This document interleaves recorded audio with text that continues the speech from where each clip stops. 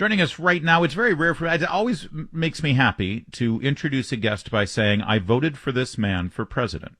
I did. In 2016, I had 2 votes, one in the primary in Maryland and one in the general election. And well, it was obvious who my general election vote was. It was for President Trump, but my primary vote was for Senator Ted Cruz of the Republic of Texas, and he joins us now. Senator Cruz, thanks for being here. Larry, thank you for having me, and I appreciate your strong voice for liberty and appreciate your friendship. Yeah, I appreciate that too, sir. Right back at you. And by the way, I need some tips at some point from you because I'm very jealous. My wife will not let me grow a beard. You somehow have managed to pull this off.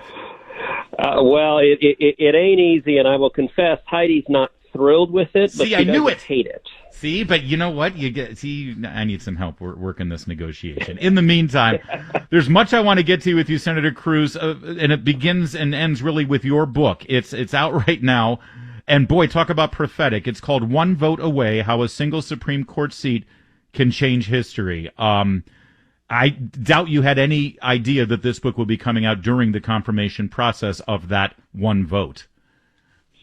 No, I certainly did not. The timing was serendipitous. I wrote it this spring and summer during COVID lockdown and was home in Houston, so sat on the living room couch with my laptop and wrote it. But I obviously knew the election was coming in November, and so Sure. It was time to coincide with the election, and then we have a vacancy right on top of it. And the reason I wrote the book is I think one of, if not the most important reason to vote for President Trump over Joe Biden is to nominate principled constitutionalists to the Supreme Court. And this book is all about that. And each chapter addresses a different constitutional liberty. Yep. So there's a chapter on free speech, a chapter on religious liberty, a chapter on the Second Amendment. And in each of them, I tell war stories. I mean, as you know, before I was in the Senate, I was a Supreme Court litigator. What I did was argue cases at the Supreme Court.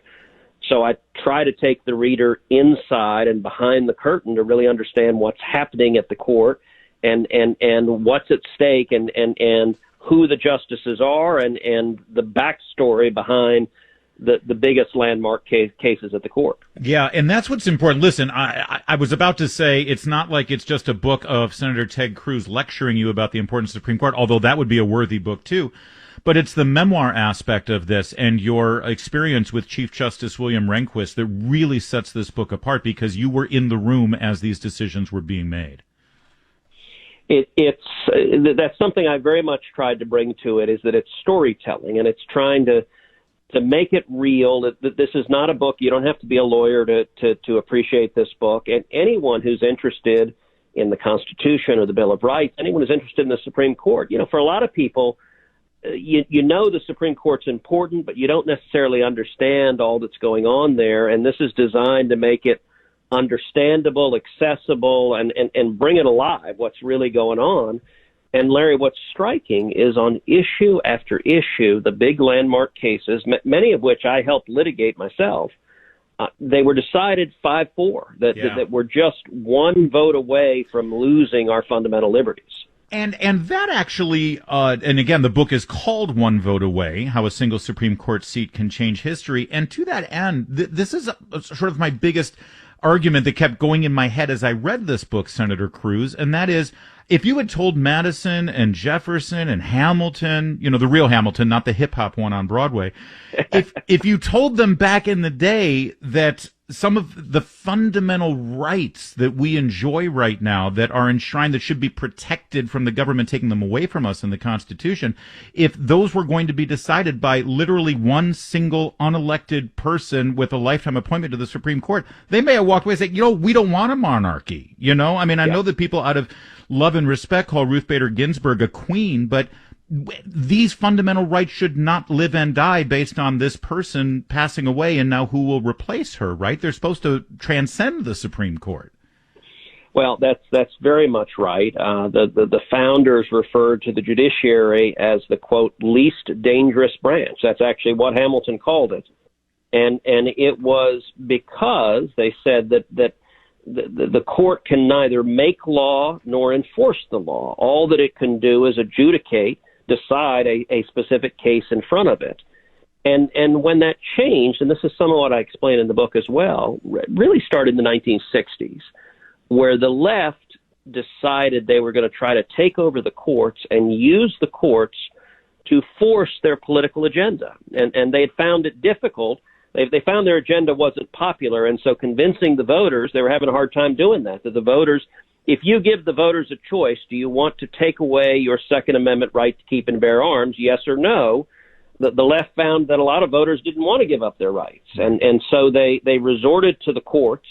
And it was a lot easier to convince 5 unelected lawyers wearing robes than it was to do the messy process of democracy. And that's what a lot of the court is about on the far left, is they're looking for people to mandate their political agenda. Yeah. Now, Larry, as you understand, as conservatives, we don't want people to mandate our agenda. We want justices to follow the Constitution. And so, for example, one of the chapters in the book is on school choice. I am deeply passionate about school choice. I think it's the civil rights issue of the next century. But I don't think it's the Supreme Court's job to mandate school choice. There are 4 votes, however, on the court to strike down every school choice program in America. The liberals want to use the court to eliminate school choice. I think it ought to be fought out in the state legislatures and in Congress. It's a quaint notion there, Senator Ted Cruz. Hopefully it'll take hold. And I agree with you, of course. We're speaking with Senator Ted Cruz. His latest book is One Vote Away, How a Single Supreme Court Seat Can Change History. It's very much a memoir of his time clerking for Chief Justice Rehnquist, but also part of a lot of important decisions of the last 15 years of our lives, 20 years of our lives. And you can read this in time for the beginning of the confirmation process of Judge Amy Coney Barrett. And to that end, you're going to be sitting on that panel of senators during the Judiciary Committee hearings. First of all, sort of in a wider view here, I think one of the most important parts of the 2016 election was President Trump putting out his list of potential Supreme Court justices, and he has stuck to that list. On a whole, 3 seats now: Gorsuch, Kavanaugh, and Barrett. Senator Cruz, how do you judge those choices? So I think Judge Barrett is a very strong nomination, and I believe the Senate, we will take it up, and I think we will confirm Judge Barrett by the end of the month before Election Day. One of the things I discuss at some length in the book is that Justice Kavanaugh and Gorsuch, I have concerns about both of them. And the entire last chapter of the book talks about how Republicans should choose Supreme Court nominees, and Democrats are nearly 100%. Virtually everyone they nominate votes exactly as they want them to in almost every big case. Yeah. Republicans bat less than 500. Many of our nominees, sadly, turn into left-wing judicial activists. And what I lay out in the book is this is not random. If you look at the justices who stayed faithful to their oath and faithful to the Constitution, people like Antonin Scalia and Clarence Thomas and Sam Alito and my former boss, Chief Justice William Rehnquist, they all had a consistent pattern. They had all served in the executive branch. They had all been outspoken conservatives. They'd stood up for the Constitution. And critically, they'd been vilified. They'd been demonized by the press, and they didn't waver. And the number one criterion I want to see in a nominee is the willingness to withstand the pounding from the press, because the alternative, when Republicans nominate a judge or justice without a proven record, without, who's never done much of anything, but someone says, hey, trust me, they'll be great, almost without exception, they turn into a train wreck. How do you spell Souter again, Senator Cruz? Exactly right. And you know what? Bush 41 had in the White House, David Souter was in one room. Edith Jones was in another. Edith Jones was the strongest conservative judge in the country. She was on the Fifth Circuit Court of Appeals. She would have been a rock for 30 years. Bush 41 picked Souter because he was easier to confirm. I would have picked Edith Jones. By the way, Bush 43 did the same thing. In one room, John Roberts was sitting there. In the other room was my former boss of the Court of Appeals, Mike Ludig, who, like Edith Jones, was the strongest conservative in the country. He'd been pounded and pounded and pounded and hadn't wavered. And Bush 43 did the same thing. He picked the easier choice, and every time we do that, we get it badly wrong. I walk through that history in the book, going all the way back to Dwight D. Eisenhower, how we keep making these mistakes and the harms that flow from them. Yeah, and when you say the easier choice, it means to get past the confirmation process. But let's face it, It was certainly heightened for Bush 41 when he picked Souter because we had just experienced the Robert Bork situation. And that's got Joe Biden's fingerprints written all over it. He allowed that to happen as chairman of the committee you now sit on. Well, not just allowed it, he was at the point of the spear. And you look at the corruption and the abuse of the confirmation process. I mean, Robert Bork now, his name has become a verb. To bork someone is to attack them, to slander them, to engage in personal attacks that are dishonest and deceptive, to drag them through the mud. And we've seen Democrats, Joe Biden leading the charge, do it with Robert Bork. They did it again with Clarence Thomas. They did it again with Sam Alito. They did it again with Brett Kavanaugh. And they may well try to do it with Amy Coney Barrett. And it's worth noting, look, most people want to seem even-handed, and so they say, well, gosh, both sides do this. Well, on this question, no, they don't. The Republicans have never borked a left-wing nominee. We don't engage in those kind of attacks. I'm grateful that we don't. We shouldn't. It's not the right thing to do. But this has been a one-sided partisan affair. You know, Brett Kavanaugh, his young daughters were watching all of that. It makes you wonder who in their right mind would allow their family to be attacked and dragged through the mud the way Senate Democrats have been willing to do to these nominees. Senator Ted Cruz's book is One Vote Away, How a Single Supreme Court Seat Can Change History, and we're about to witness that, I believe, in the confirmation process of Judge Amy Coney Barrett, which Senator Cruz says will happen. There's no doubt in your mind the confirmation will go through, and this will go through on the floor of the Senate as well. So I believe we have the votes. I think we'll get it done. There may be some logistical challenges because we've got a number of senators in quarantine, but I think we'll make it through those challenges and get the job done. And I'll tell you, the book One Vote Away, it's right now the number one best-selling book in the country on Amazon. So you can get the book on Amazon, Barnes and Nobles, anywhere you get your books. It's a great way to understand what's at stake at the court, what's at stake in the 2020 election, and to understand the Judge Barrett battle, this epic gladiatorial battle that's going to play out over the next month. Well, I'm glad that it's number one. I'm just disappointed because I like to brag that I move the needle a little bit and I can bump it up with my interviews, Senator Cruz. So just understand it's going to stay at one longer because of this interview. All right, I just want to be well, clear. Larry. I'll tell you what. It's only number 2 on Barnes and Noble. So if you can bring Barnes and Noble up to number 1, that would make a big move. To heck with Amazon. Get to Barnes and Noble, everybody. Move that needle.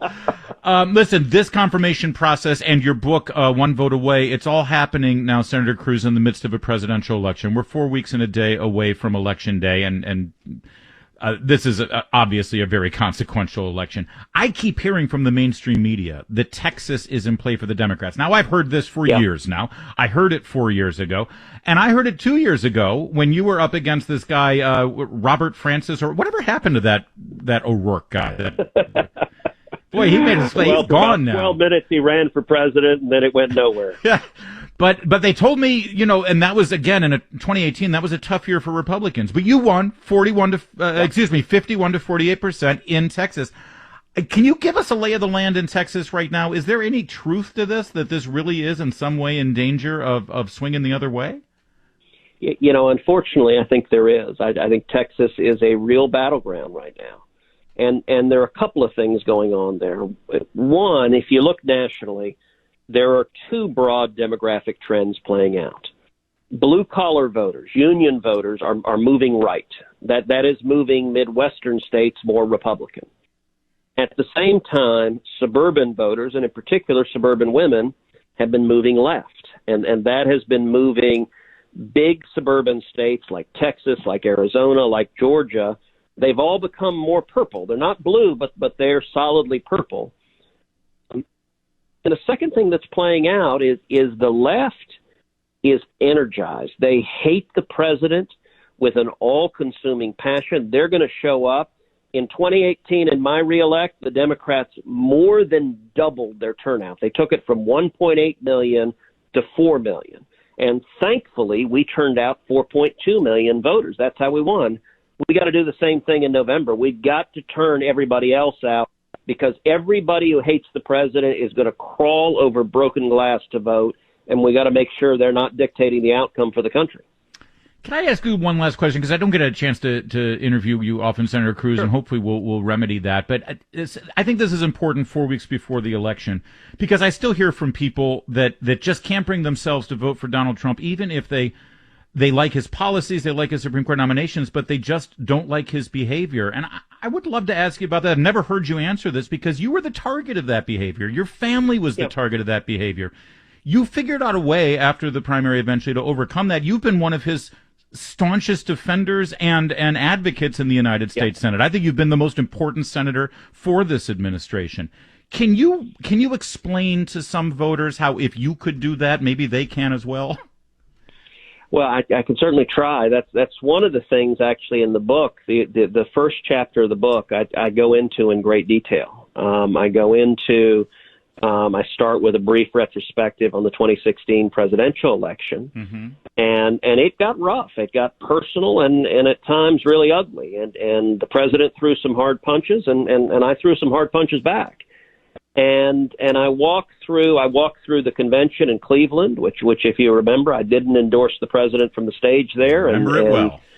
It was 20,000 people booing is a pretty surreal experience. And so I walked through the backstory of what happened there, which I've never told that story before. So that's one of the aspects of the book that I hope and think is interesting. Yes. But I endorsed the president in September of 2016, and the Supreme Court was the number one reason. And in fact, when I endorsed the president, we negotiated with the Trump campaign.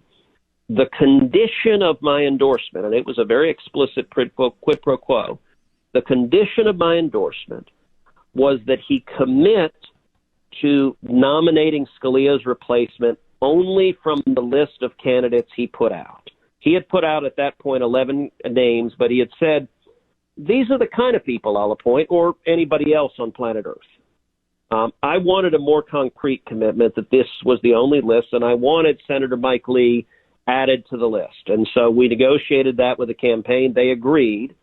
And so they put out, that was the morning that the list grew from 11 to 21. They added Mike Lee, and they put out in writing that these 21 and only these 21 will be considered for Scalia's replacement. And I put out my I put out my endorsement within a few minutes of that announcement. The two were coordinated together. And so this book, One Vote Away, is very much my take on why this race matters. Listen, I don't like everything the president says and tweets. I wish some of the things he says and tweets he didn't say. But I can't control that. And I care more about the Constitution. I care more about free speech and religious liberty and the Second Amendment and our fundamental rights, that I'm not willing to give the country away to the angry radical left who would tear down the rule of law. And so that's what I think the stakes are in the election. It's why I wrote the book is if you're having a hard time figuring out how to vote in November, I hope this book makes an effective case to you. As usual, very well said, Senator Ted Cruz, and I cannot recommend this book enough, especially what the senator just touched on, the memoir aspect. He really does bring you into the room when very important, consequential things have happened. And I have a sense that Senator Cruz will be in the room as consequential things happen for many years ahead. I sure hope so, at least. The book is One Vote Away, How a Single Supreme Court Seat Can Change History. Go to Barnes & Noble and buy it, and if you don't want to go there, go anywhere, but just buy it. Senator Cruz, thanks for joining us today, sir. Thank you, Larry. God bless.